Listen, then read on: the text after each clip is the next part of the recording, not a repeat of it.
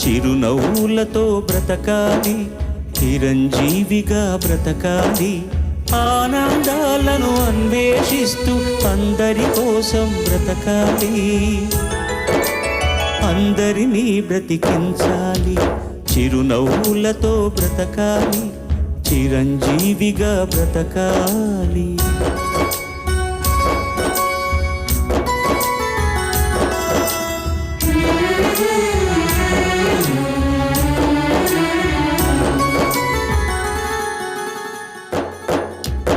ఎగిరే పక్షి రెక్కకు సహజం ఎగిరే లక్షణం, వదిలేస్తుంది నిన్నటి గూటిని వదిలే ఆ క్షణం.